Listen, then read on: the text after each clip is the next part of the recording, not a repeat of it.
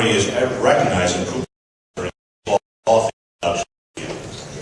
This year's winner is Bill Conlon of the Philadelphia Daily News. Bill was born in Philly and made his name there, but he grew up in Brooklyn, attending Brooklyn Prep before transferring to Peekskill Military Academy. At both schools, he earned a total of 9 varsity letters, he tells me, for baseball, football, and swimming for 5 years, I think. It was back to Philly after that, to Temple University, and he joined the Daily News in 1965 as a boxing and college sports writer. The next year, 1966, he became the Phillies beat writer, and baseball has been his main game since. Down in our rival city, Bill is an institution now. He was inducted into the Philadelphia Sports Hall of Fame in November of 2009. He's also a member of the Ocean Rowing Hall of Fame. And he has covered 43 Philly spring trainings as well as 38 Major League Baseball postseasons. He's also well known nationally as being one of the charter panelists on ESPN's Sports Reporter show on Sunday mornings. Please welcome and congratulate Bill Conlon.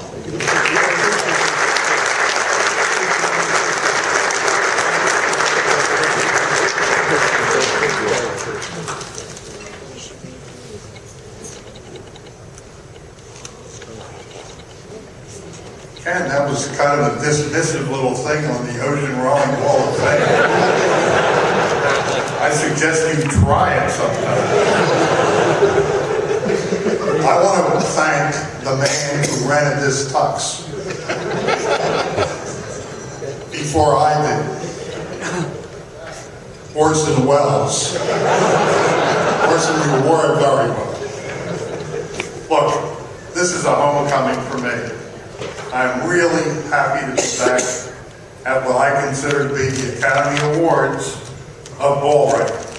This is a great event. The only difference between this and Hollywood is here you know who the winners are. Out there they have to tear an envelope. I was brought up in Brooklyn Heights back in the days of Mickey, Willie, and the Duke. They were golden times. I lived 5 short blocks away from the Dodger offices on Montague Street. I had a dad who brought home 4 newspapers from work every day. The Brooklyn Eagle, where some kid named Dave Anderson was covering the Dodgers. The Journal-American, the World Telegram, and the Herald Tribune. Unfortunately, the New York Times was not permitted in our household until I was 18 years old. Because my uncle, George Dagger, was the chairman of the Republican Party in Brooklyn, which was kind of like being captain of the Sahara Desert America's Cup team. When you have a career that stretches 45 years, there are bound to be some life-changing experiences. 16 years ago, I was rehabbing from quintuple bypass surgery.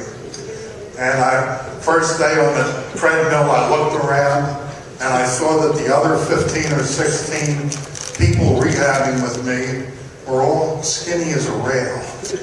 And I called the rehab nurse over and I said, "How come all these people are so skinny?" And she looked at me very seriously and said, "Because the fat ones are all dead."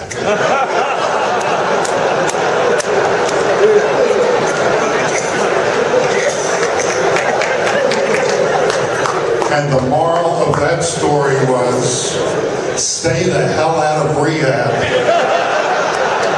and don't ask any questions